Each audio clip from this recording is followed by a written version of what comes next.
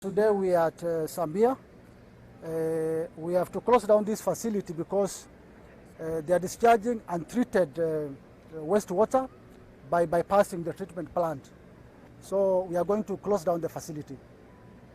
But looking at this operation, this seems to be like a knee-jerk reaction where the company has been in existence for a while. No, we've been having this exercise for some time, and I think our team has been on the ground working on this. You remember we've been having 100 days of RRI. We will continue with this, and I want to put all those facilities that are polluting our rivers on notice that NEMA is not going to stand and wait for you to pollute our rivers. We will continue with this exercise and ensure that our rivers are clean and these facilities are closed down. This is a scientific exercise. So what exactly have you established they are discharging into, let's say, the sewerage system? What kind of chemicals does it contain, and from what source does it come from? You know, this is a milk processing facility, and as you know, milk contains a number of things.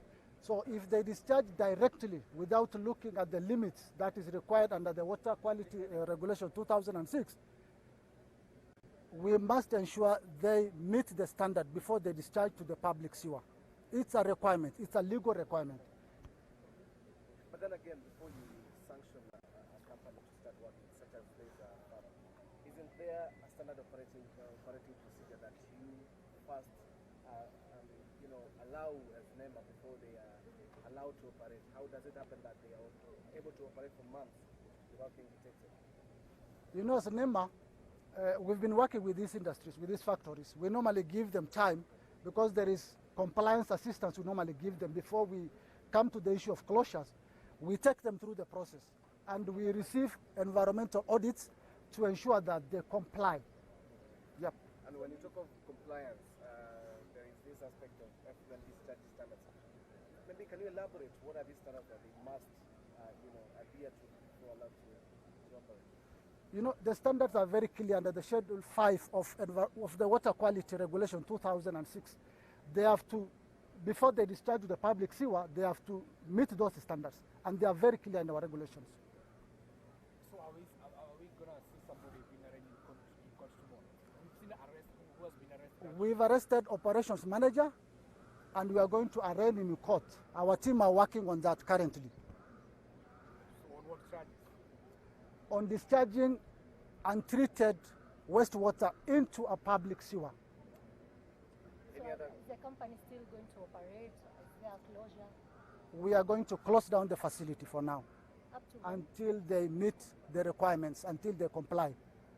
You've said that your team has been on the ground and assessing different companies.